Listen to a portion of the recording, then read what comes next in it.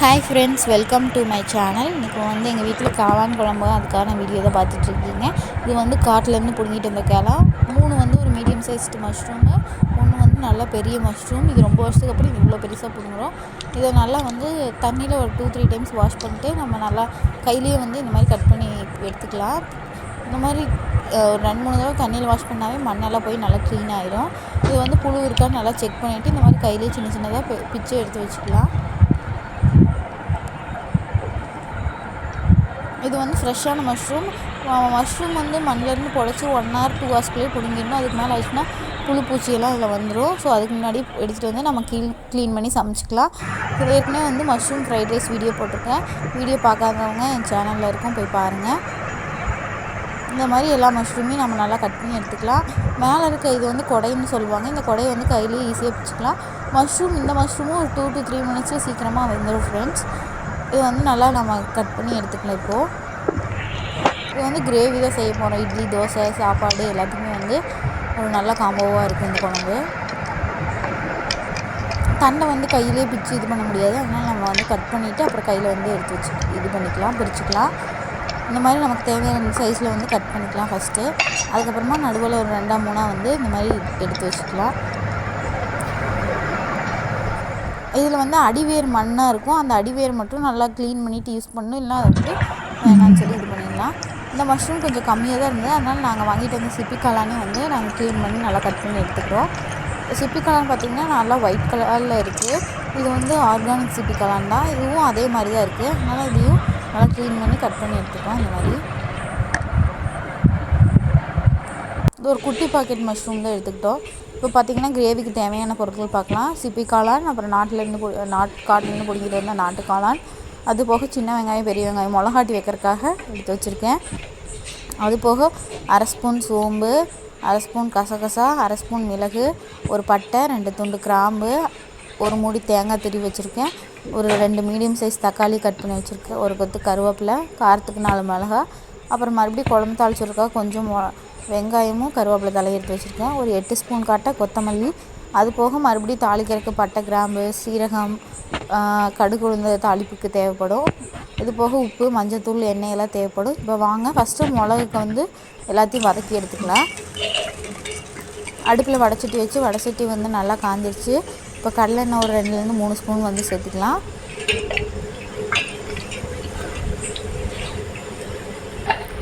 எண்ணெய் நல்லா காஞ்சது. ஃபஸ்ட்டு பட்டை, கிராம்பு மட்டும் போட்டுக்கலாம். இப்போ பட்டை, கிராம்புலாம் கொஞ்சம் நல்லா போட்டதுக்கப்புறமா நம்ம வெங்காயத்தை சேர்த்துக்கலாம். வெங்காயம் நல்லா வதங்கி இருக்கும். ரொம்ப கலர் ஆகணும்னு அவசியம் இல்லை. ஓரளவுக்கு வெந்தயம்னா போதும். அப்புறம் அடுத்தடுத்த பொருள் நம்ம சேர்த்துக்கலாம். இப்படி வைக்கக்கூடாது. பார்த்திங்கன்னா எண்ணெய் மிளகா கருவேப்பிலை ஆட் பண்ணிக்கலாம்.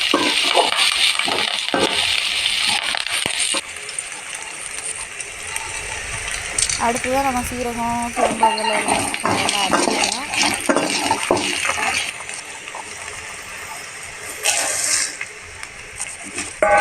எடுத்து வச்சுருக்க மல்லி ஆட் பண்ணிக்கலாம்.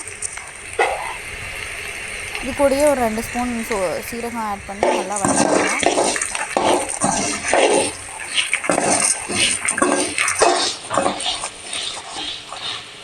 கொஞ்சம் அடுப்பு மீடியம் ஃப்ளேமில் வச்சு நல்லா வதக்குங்க. ஹை ஃப்ளேம் வச்சிங்கன்னா கருகிடும். ஸோ மீடியம் ஃப்ளேமில் வச்சு நல்லா ஓரளவுக்கு வதங்கினதுக்கப்புறமா தக்காளி ஆட் பண்ணிக்கலாம். பாதி தக்காளி மட்டும் ஆட் பண்ணுங்கள். கொஞ்சம் குழம்பு வச்சுருக்கேன்.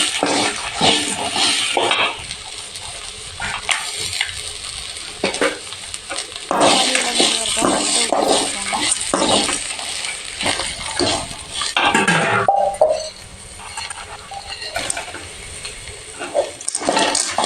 குழம்பு நல்லா திக்காக வரக்காக ஒரு ஸ்பூன் பொட்டுக்கடலை சேர்த்துக்கோங்க. நல்லா குழம்பு கெட்டி பிடிச்சி வரும். இப்போ வெங்காயம், தக்காளி எல்லாமே ஓரளவுக்கு வதங்கிடுச்சு.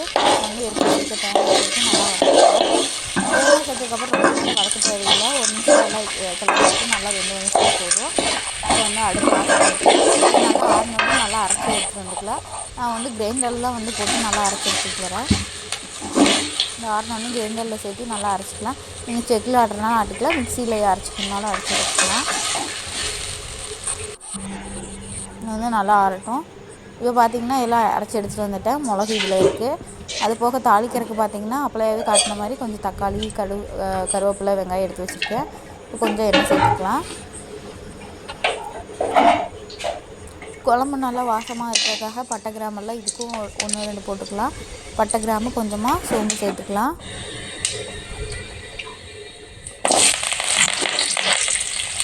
இது கூட வெங்காயம் கருவேப்பிலை சேர்த்துக்கலாம்.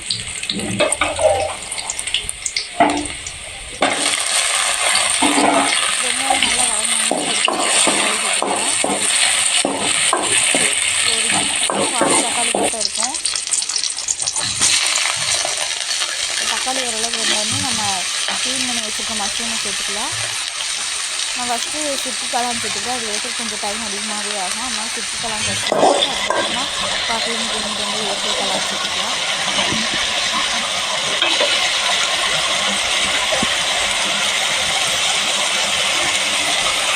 இப்போ பார்த்திங்கன்னா இந்த மஷ்ரூம் கொஞ்சம் நல்லா வதங்கிடுச்சு. பாட்டிலும் சேர்த்துக்கலாம்.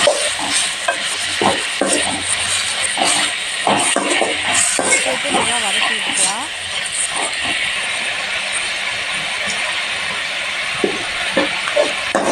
நல்லா வெந்து வரக்கா கொஞ்சம் உப்பு சேர்த்துக்கலாம். உப்பு சேர்த்து அதில் தண்ணி ஊற்றி வரும்.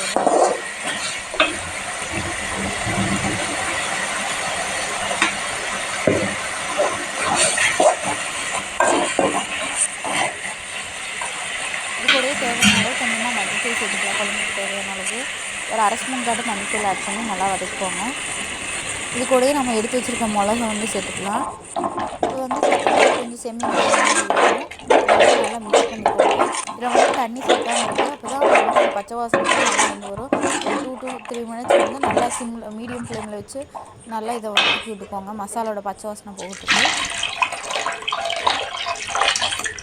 இப்போ நல்லா மசாலா பச்சை வாசனை போனோடனே நம்ம கிரைண்டர் வாஷ் பண்ண தண்ணி இல்லை மிக்ஸி ஜார் கழுவுன தண்ணியை வந்து இதோட ஆட் பண்ணிக்கலாம்.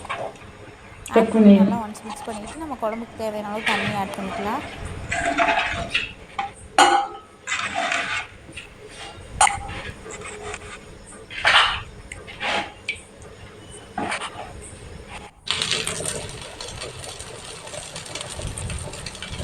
இப்போ பார்த்திங்கன்னா குழம்பு நல்லா கொதிக்க ஆரம்பிச்சிருச்சு.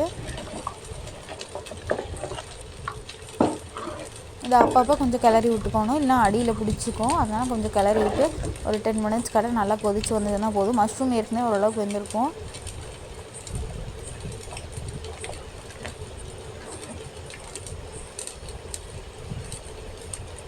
இந்த ஒரு 10 மினிட்ஸ் நல்லா வெந்துச்சுன்னா ரெடி ஆயிடுச்சு. அவ்வளோதான்.